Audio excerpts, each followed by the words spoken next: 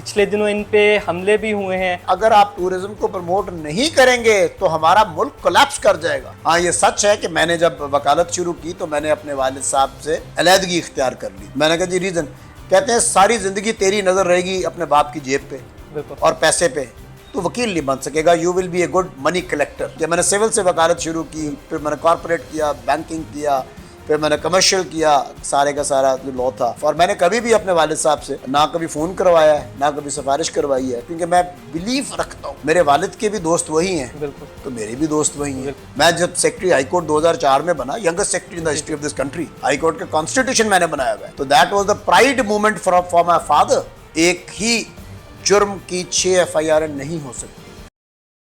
बिस्मिल्लाहिर्रहमानिर्रहीम, अस्सलाम वालेकुम। मैं हसाम राना और आप देख रहे हैं डेली धरती।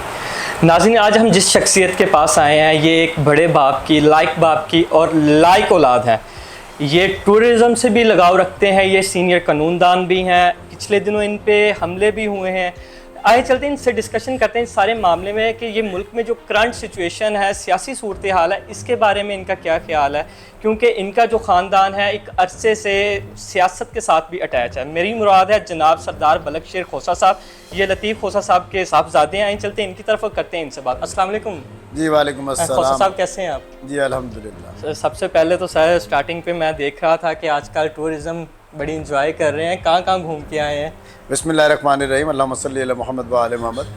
देखिए राना साहब, ज़िंदगी अल्लाह पाक ने एक दी है, और ये टूरिज़म करना, हिजरत करना या तफरी पे जाना, ये सेहत के लिए भी, रिस्क के लिए भी, आपके दूसरे लोगों की से ताल्लुक़ बनाने के लिए भी, और इंसानियत को पहचानने के लिए भी, इंसानियत का दर्द और दुख और उनसे मोहब्बत करने के लिए, ये कुरान का पूरा जामे पैगाम जो नबी सल्लल्लाहु अलैहि वसल्लम ने और आले रसूल ने आगे पहुंचाया, ये वही पैगाम है सारे का सारा। अगर आप टूरिज़्म को प्रमोट नहीं करेंगे तो हमारा मुल्क कोलैप्स कर जाएगा।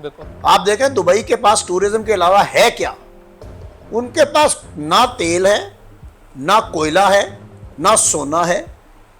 उन्होंने टूरिज़्म से अपनी, इस वक्त दुनिया की महंगी तरीन प्रॉपर्टियाँ दुबई में हैं, महंगी तरीन शॉपिंग दुबई में है, और बेहतरीन एकोमोडेशंस, टूरिज़्म की फैसिलिटेशन दुबई में है।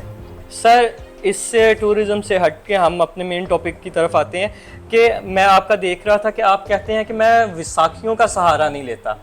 बेसिक देखा जाए कि अमीर बाप की औलाद जिसके ख़ानदान में गवर्नरशिप भी रही हो, पीपल्स पार्टी में आला ओहदे भी रहे हों, उनका साहबजादा ये कहता हो कि मैं विसाखियों का सहारा नहीं लेता, मैं अपनी मेहनत आपके तहत करता हूँ या अपनी मेहनत के तहत आया हूँ ऊपर। तो ये ज़रा समझ नहीं आ रहा मुझे, ये ज़रा समझाएं थोड़ा सा। देखें, ये तो आप मुझसे ना पूछे, आप उनसे पूछे जिनके जो मेरे पास आकर एतमाद करके मुझे एक वकील रखते हैं। ये सवाल उनसे पूछना ज़्यादा बेहतर होगा कि मैं अपने मुँह बताऊँ।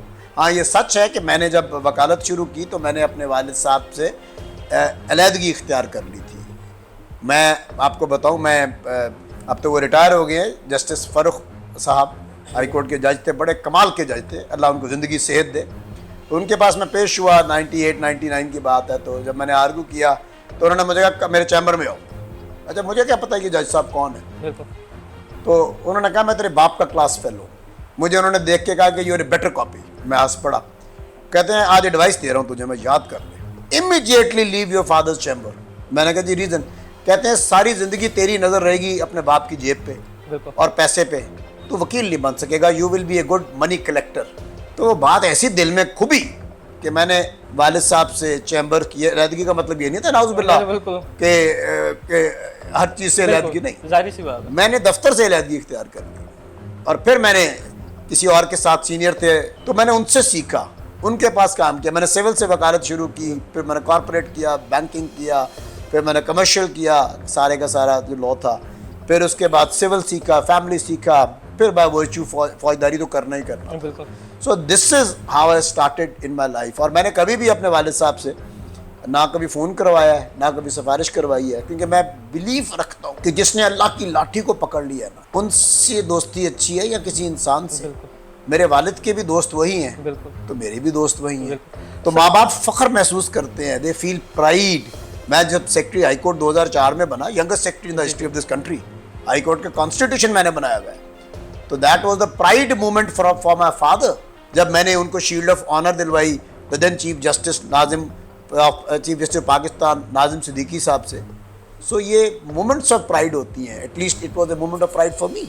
सर आप कानूनदान हैं तो कानून की बात करते हैं। पिछले दिनों आप पे हमला हुआ जी, फिर उसके बाद खोसा साहब के घर में हमला हुआ। अगर कुछ और मामलात हों तो किसी को ढूंढना हो तो हम ज़मीन की तह से भी ढूंढ लाते हैं जी। अगर किसी आम आदमी पे या किसी मुखालिफ पे या खोसा फैमिली पे सिर्फ हमला हो तो उसके मुलजिम क्यों नहीं मिलते?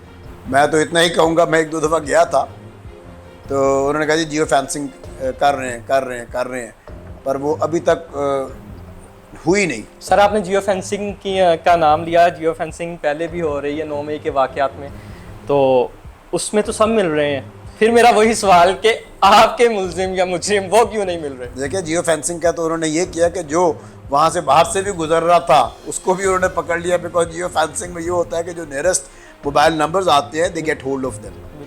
तो मेरे में तो एक भी नहीं पकड़ा गया। वही मैं कह रहा हूँ, तो फिर आपके नज़दीक से जो गुजरे उन सबको भी उठाना चाहिए था ना। तो किसी को भी नहीं उठाया। तो वो जो एक उन्होंने एक स्टेटमेंट आई थी एक बंदे की, जी मैंने हमला किया है जी, और ज़ुबैर नियाज़ी साहब के कहने पे किया है, जिसको खोसा साहब ने ऑन नहीं किया, तो वो क्या है, उसकी आप पैरवी कर रहे हैं क्या है? आगे आपसे आईजी ने रब्ता किया है कि वो इस केस में किस तरह इसको लेके चल रहे हैं? देखिए एसपी साहब आए थे और उनसे बात भी हुई थी और एक दो दफ़ा कॉलें भी आई, लेकिन मेरा मतलब आप जिसकी जो आपका क्लाइंट है वो क्यों आप पे हमला कोई कराएगा? बिल्कुल ठीक है ना। तो ये कोई बात समझ नहीं आती। ये जो उन्होंने ठीक है अपनी उन्होंने फेंसिंग की है, कैसे की है, बट हमें तो कम से कम दिखा तो देना कि आपने कैसे कनेक्ट उसको किया है, चाहे किसी को भी किया है। बिल्कुल हमने एक तसल्ली अपनी करनी है ना, मैंने तसल्ली करनी है या मेरे वालिद ने करनी है, उनके पर्चे में उन्होंने करनी है, मेरे पर्चे में मैंने करनी है। सो हमें कोई आगे बताए ना कि इस तरह ये कनेक्ट हुआ है। इफ़ वी आर कन्विंस, देखें आप मेरे पास बैठे हुए हैं फेंसिंग में, अगर आप आ जाते हैं इधर बैठे हुए तो मैं कहूँगा आप ही हैं, हाँ ठीक है I am convinced, but at least there has to be a trail. जिस तरह आप मनी ट्रेल की बात करते हैं ना, तो वो एक कनेक्शन ऑफ ट्रेल तो आए ना, then we get convinced. So that is a very, it is not a rocket science, it is so easy. So I think so we shouldn't make investigations so complicated. किसी के लिए भी, ये नहीं कि हमारे लिए, किसी के लिए भी। सर आप कानून को समझते हैं, लेकिन एक आदमी जो है आम आदमी, उसका एक क्वेश्चन है जो वो नहीं समझ सकता कि एक केस है उसमें मैं हूँ भी नहीं, लेकिन मुझे इस इमाम पे उस तरह के मुख्तलिफ केसेस में दाखिल या ऐड कर दिया जाए कि जी ये मैंने या तो इसकी मैंने वो क्या कहते हैं प्लानिंग की थी या मेरी इमाम पे हुआ है। तो एक केस में आप पे कितनी एफआईआर हो सकती हैं ज़्यादा से ज़्यादा? एक केस जो एक ही नौइयत का केस हो।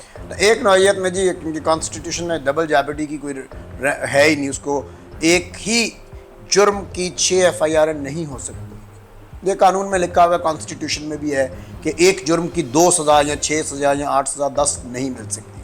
हाँ ये ज़रूर है कि एक जुर्म ये हो सकता है कि जब जिस तरह नारकोटिक्स की केसेस है, अगर एक शख्स ने आप कर लें कि ए इज़ ए पर्सन, उस पर 10 एफआईआर अगर है ना नारकोटिक्स की, यानी कि चर्स बेचता है, तो वो हो सकती है।